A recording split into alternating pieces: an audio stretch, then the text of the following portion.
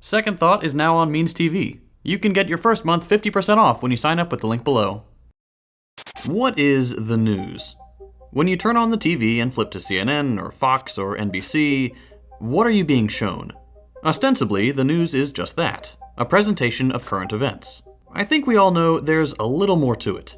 Every network has a bias, and if you've been watching this channel for a while, you'll know that the corporate media as a whole has a single overarching bias.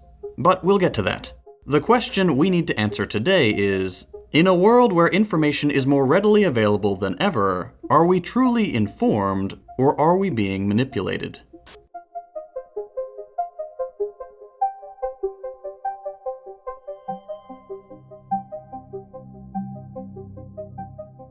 Whether you consider yourself to be on the left or on the right, odds are you think the media is dishonest. Well, pat yourself on the back, you're absolutely right. But in the United States, most people tend to think about the media being dishonest in a particular way.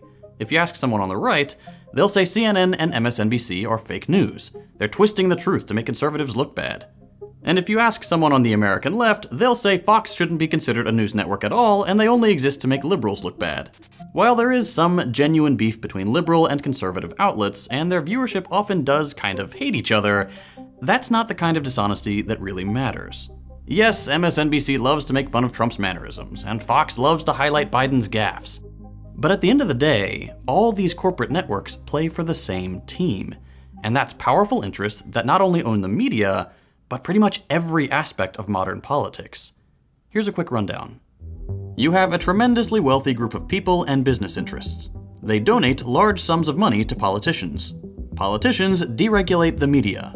Now these ultra-wealthy players have both elected officials and media outlets in their pocket. What do they do with that influence? They spend a little bit of money, relatively speaking, we're still talking millions, to make sure our society is structured in such a way that they can make a lot of money. That means the passing of bills that allow, for example, oil drilling in protected areas.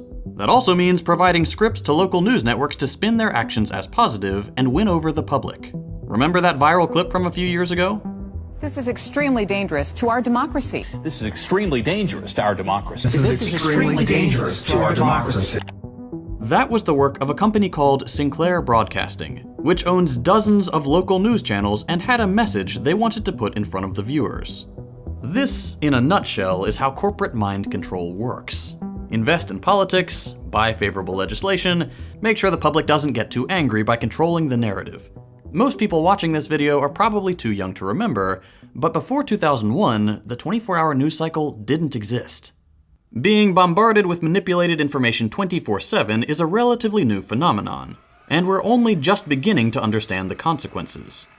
The main takeaway from the last 20 years or so is that corporate media not only influences, but often dictates public opinion, shaping narratives to serve particular interests, even at the cost of human lives, as evidenced by its complicity in the genocide of the Palestinian people, which we'll talk about in a minute. But first, just one quick statistic. There are about 3,000 outlets that are considered sources of news in the US. All of them are owned by one of just 21 companies.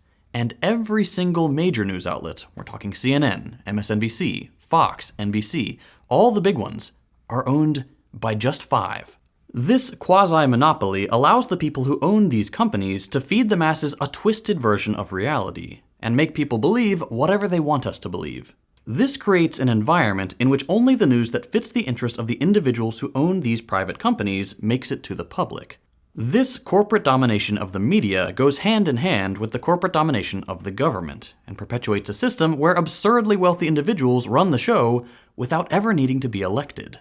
Let's take a look at a currently ongoing case study, the joint US-Israeli genocide of Palestine. I've given a history of the ethnic cleansing campaign in previous videos, which I'll link in the description, as well as some other resources to give you some context if you're not familiar with the situation.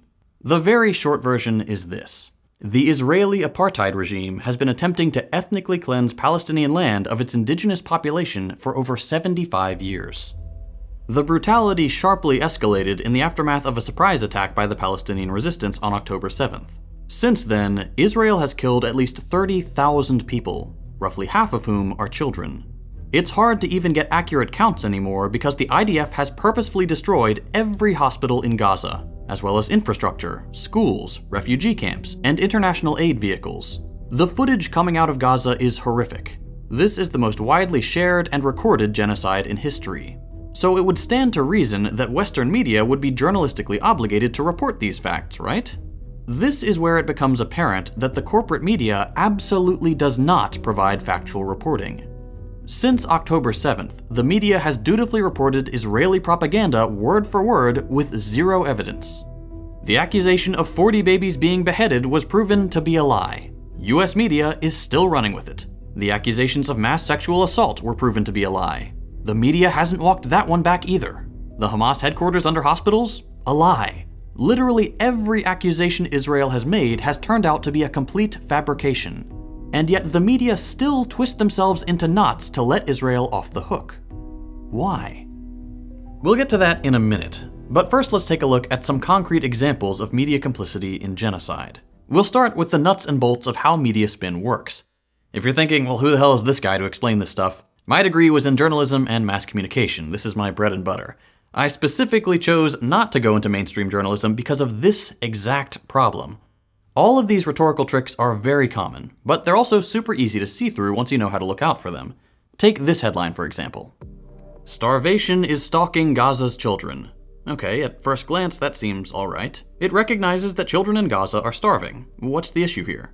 I bet you can guess. It doesn't address the critical question of why they're starving. People don't just randomly starve en masse. It leaves out that teeny little bit of information that Israel is purposefully starving these people. They control the roads in and out of Gaza. They have blocked humanitarian aid for months. They have opened fire on children swimming out into the ocean to retrieve airdrop supplies. At time of writing, the world just witnessed what will be called by future generations the Flower Massacre, where Israeli troops lured Palestinians to a vital food drop, then butchered them, killing over 100 people and wounding 700 more. There's a picture circulating of a parcel of flour soaked in blood, which people are calling the most expensive bag of flour in human history. Palestinians have been forced to resort to eating grass, animal feed, giving newborns a date wrapped in cloth to suck on, anything to give them a little sustenance. And of course, these people are dying. This is Israel's doing. It is intentional. It is a war crime. So when the New York Times, the most respected paper on earth, leaves out that critical piece of information, it lets Israel off the hook for genocide. A responsible headline would be, Israel is starving Gaza's children. And while we're on the subject of the Flower Massacre, it's sickening to see perhaps the most blatant war crime yet get twisted to avoid naming the perpetrators. Here's the New York Times on the event. Live updates. In chaotic Gaza scene, many are killed and wounded as Israelis open fire. This is another one where the average person might think this is an acceptable, if strangely worded, headline. Let's break it down. What happened? Starving Palestinians were baited into a killing field by much-needed food aid and then were butchered by Israeli troops. How would you spin that? Instead of saying massacre, you could use chaotic scene. You're not technically lying, massacres are chaotic. Instead of citing the death and injury statistics, you could just say many. That makes it more palatable.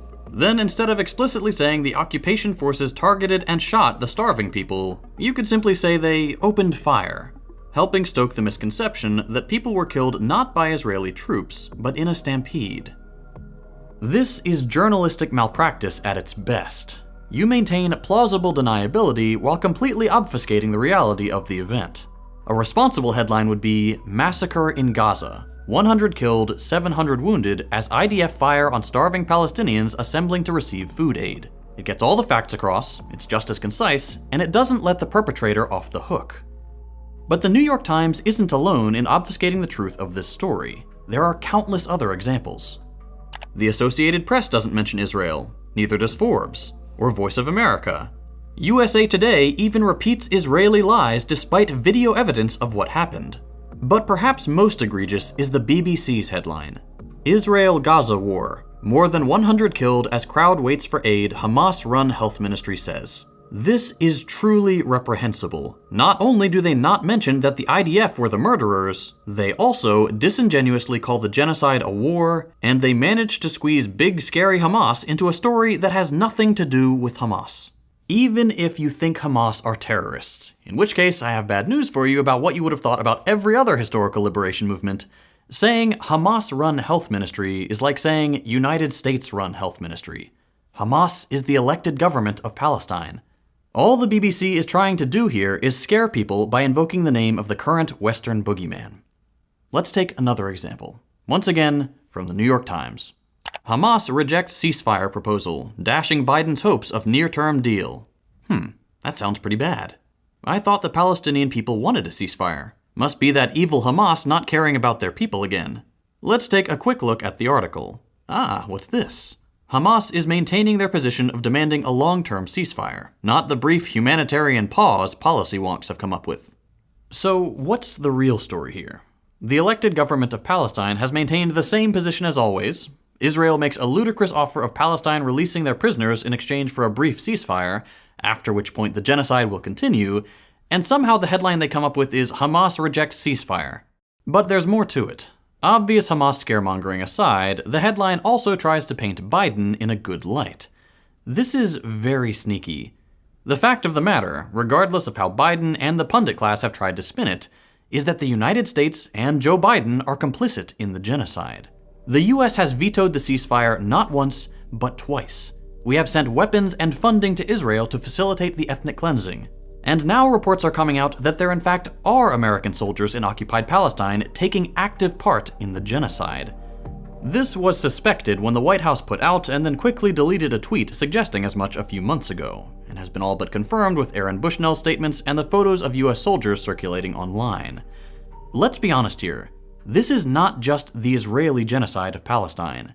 This is the US-Israeli genocide of Palestine.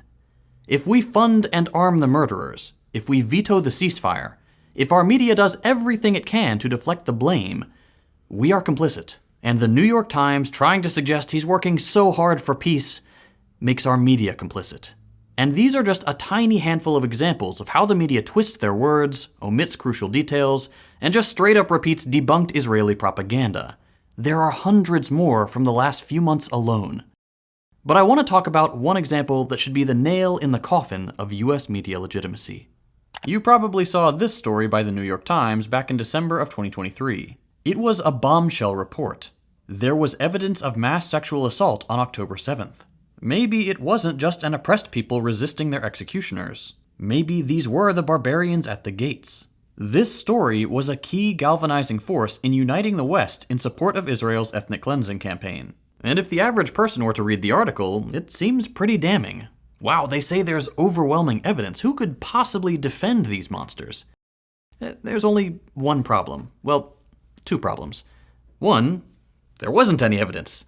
And two, it was written by an IDF soldier with no journalism experience and attributed to another writer. A brilliant expose by The Intercept revealed just how absurd the story actually was. This is Anat Schwartz, Israeli filmmaker and former IDF intelligence official. She was approached by the New York Times to work on a story about sexual violence on October 7th. Schwartz was hesitant, recounting on Israel's Channel 12 podcast that she had, quote, no qualifications, and on another podcast that, quote, it was more of a case of the New York Times having to convince me. She got over her initial hesitancy and agreed to work with Pulitzer Prize-winning reporter Jeffrey Gettleman on the story. Gettleman, a veteran reporter for the Times, typically does much of the legwork for his stories. But interestingly, in this case, it was the complete novice who did most of the on-the-ground reporting. Gettleman acted more as an assembler for the data Schwartz provided. On the podcast, she would make it clear that the Times already had their preferred story in mind, that there was indeed mass sexual violence on October 7th. All she had to do was deliver the details. She went on to recount her extensive efforts to find any evidence whatsoever to support the claims. She called every hospital, crisis center, hotline, trauma recovery center, and psychiatric doctor in Israel, and not one of them reported a single instance of assault. This was a problem for the Times, so she kept digging, looking for anything that could at least suggest that the paper's claims were legitimate. Eventually, and by her own admission against her best judgment, she cited an extremist group with a long history of debunked lies, and the IDF reservist who started the false rumor of a baby being cut from its pregnant mother and beheaded. That did not happen. Even the Israeli media had to walk that one back. Of course, the New York Times didn't feel the need to mention the soldiers' lack of credibility. Even family members of killed Israelis deny the stories, with the sister of one victim saying their story doesn't make sense, and her brother-in-law saying the media invented it. And this is a difficult topic to talk about, because every single decent person on Earth is against sexual violence. People who perpetrate such acts should be locked up for life, and that's being generous. But when the world's most respected newspaper fabricates a story, provides knowingly bogus evidence, and weaponizes these accusations in the service of getting the American people to support genocide, that is evil. It's a powerful accusation because you can't argue against it without mountains of data. You can't just wave off accusations of sexual violence, and that makes it very difficult for the average person to push back on propaganda like this. Thankfully, The Intercept has now provided that evidence, and I would highly recommend you all bookmark it to send to people who try to use debunked lies to legitimize their support for the genocide of the Palestinian people. I won't be the first to point out that this story might just be the worst case of journalistic malpractice in living memory. It's up there with the lies that started the Iraq War. This article directly contributes to the massacre of thousands of people. Thousands. And there will not be any consequences. Okay, so the media lies. We all know that. But they've been especially bad about Palestine. Why? Why are they so invested in covering for atrocities? Well, there are a few reasons. First, Israel, for a very long time, has functioned as a bastion of Western influence in the Middle East. A nuclear power fiercely opposed to all the US's enemies, happy to host American soldiers, happy to train American cops, and more than happy to accept US funding to keep the region perpetually destabilized and under constant threat of nuclear annihilation. Israel is a useful ally for the United States, and that means it gets unconditional good press. The second reason is that AIPAC, the American Israel Public Affairs Committee, is incredibly powerful. AIPAC, like any other lobbying group, wields tremendous influence over government policy by virtue of handsome donations to relevant politicians. Their spending has ramped up enormously since 2018, which coincidentally is when you start to see a much more favorable spin on Israel stories in the media, as well as an even softer stance from politicians. And would you like to know who the biggest recipient of pro-Israel money is? One Joseph R. Biden. Between 1990 and 2024, Biden has received over $5 million in funding from pro-Israel groups, including AIPAC. So you've got two very compelling reasons for the media to cozy up to Israel already. But there's one more that people don't generally talk about. Most of our politicians just have god-awful politics.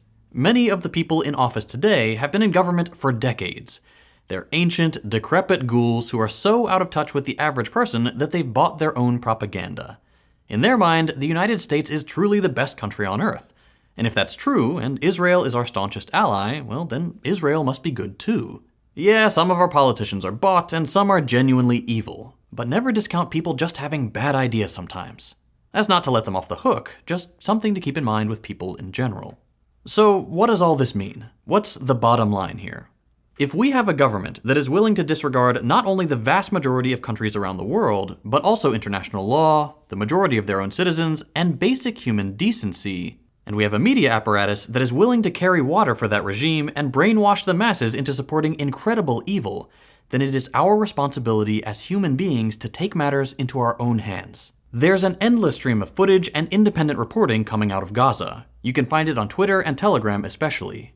Amplify it. Share it with your friends, your family, your co-workers. Do your part to help people understand that neither our elected officials nor our media represent the average person. They represent the interest of capital, and 9 times out of 10, those interests are opposed to what is right. People who work in news stations leak information to investigative reporters when they do things like the New York Times did, or start your own indie outlet with your co-workers. People who work in shipping refuse to load ships bound for Israel. Heck, if you've got access to a jet ski, you can do what these people did.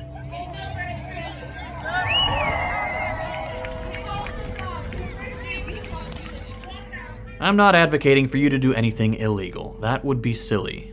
I'm just saying that there are things we can all do to take the power from the suits and the talking heads and force the changes we want to see. That's how it's always worked in the past, and that's the only way it'll work today. I mentioned at the beginning of the episode that I recently joined Means TV. I'm really excited to be part of the team, and I just want to take 1 minute to tell you a bit about the platform. If you haven't heard of Means TV, we're an explicitly socialist streaming service. We've got everything from daily news to feature-length documentaries to original series. You can also find some of your favorite socialist creators on Means, including Luna Oi, Mexi, Step Back History, and of course, Second Thought, as well as my series on fascism, The New F Word. Means TV is available on desktop and mobile, as well as smart TV devices like Roku, Fire, and Apple TV. We are a 100% independent cooperative. That means no venture capital money and no corporate funding ever. We rely entirely on grassroots support from viewers like you. The content on Means TV is fantastic in its own right, but it's really cool to know that whatever video essay or film or series you click on is genuinely and unabashedly radical in its politics. You never have to worry about who's funding the show or what the host actually believes. Everyone at Means is here for the same reason. We believe that a better world is possible, and we want to talk about it. If you'd like to help support our mission and get access to some of the best socialist content anywhere, consider signing up at the link below. As a little thank you for watching my videos, you can get your first month 50% off when you use the code SECONDTHOUGHT at checkout. So help support my channel and countless other principled creators by subscribing to Means TV today. If you enjoyed this episode, consider dropping a like. If you hated it, a thumbs down. You can check out my other content by following the links on your screen. Thanks for watching, and I'll see you next time.